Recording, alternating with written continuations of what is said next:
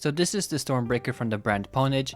It's one of the few mini ergo mice on the market, as well as being the only magnesium ergo mice on the market as well. So what do you actually get for a mouse that costs $180 for the edition I have here? In the box itself, of course, you get the mouse itself with the dongle underneath that does support polling rates all the way up to 4000 Hz, which I will talk about later. Inside the box, you'll also find a screwdriver to adjust the sensor position on the bottom of the mouse. You'll also find a pair of grips in the box that do feel pretty close to BTL grips, and then you'll find your usual stuff such as your USB charging cable and your user manual. For a mouse releasing in 2023, you would expect the top of the line specs, and that is exactly what you are getting with this mouse. The weight of this mouse is 51 grams, which is going to be on the heavier side of things, especially for a mouse made out of magnesium. The switches in this mouse are going to be the Omron mechanical switches, the same ones you would find in the original Superlight, and the sensor is going to be the Pixart 3395, and the MCU is the Nordic NRF 52840, allowing the mouse to go all the way up to 4000 Hz with the polling rate. The quality on my unit feels pretty good for the most part. The sides of the mouse are rock solid with pretty much no flexing or creaking at all. As for the top of the mouse, most of it is going to be solid, with the top parts of the shell being pretty thin and flexible, and there is a slight possibility of it breaking if you do push too hard on it. The clicks on this mouse are also pretty good in quality, very minimal wobble on the mouse 1 and 2, and also super minimal amounts of post and pre-travel. The Omrons in this mouse do feel pretty stiff and a bit heavy in this mouse compared to the implementation in the Superlight, but that's most likely just because the mouse is made out of magnesium. The side buttons are pretty much going to be the same as the main clicks, very minimal post and pre-travel, and are also pretty heavy to actuate. The scroll wheel on this mouse feels pretty good as well. It is pure plastic and it's not coated with rubber or anything, so it's not going to be the most comfortable, but each step is very well defined and the middle click is pretty light to actuate. Like I said before, the weight of this mouse is 51 grams, which is on the heavier side for a magnesium mouse, but in return you are getting a super solid mouse. Like most of the small to medium ergo mice on the market, they are all going to be heavily based off of the EC2 or the EC3 by Zowie,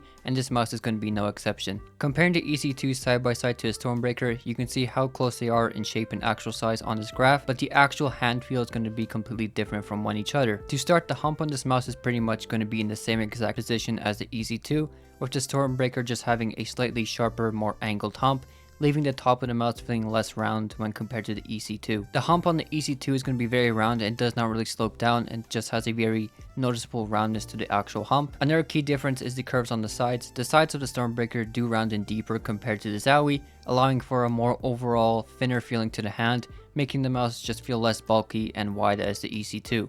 Overall, the Stormbreaker is just going to feel less round and more slim, and overall just feels like a slimmer version of the EC2. The Stormbreaker is going to be best suited for small to medium hand sizes, and it's going to pretty much work for any grip style. Most of my time with this mouse was spent to using either a fingertip or claw grip, and it never felt uncomfortable or awkward during those times. Palm grip is possible with this mouse, but due to the hump falling off pretty sharply, it's not going to be the most comfortable when compared to the roundness of the EC2. Performance on this mouse actually felt really good once I updated the firmware on this mouse.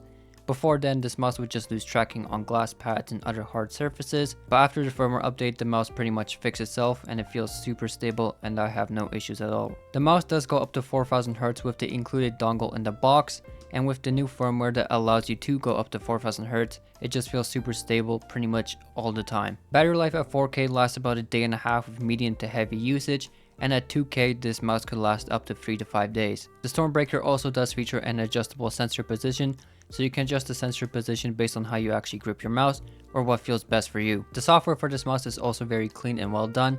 There is some advertising on the main page of the screen for other Pwnage products, but it's mostly out of the way. Inside the main section of the software, you do have a accurate battery level at the bottom of the page, which is very nice to see. In the main tab, you do have the option to rebind all the buttons on the mouse, as well as setting your polling rate and sleep timer. You also do have the option of setting your DPI, which is pretty important as the mouse does not have a physical DPI switch. It all has to be done through software. You can also set the sensitivity of the mouse right here, which I recommend leaving at the default setting, and you also have the option to turn motion sync on or off.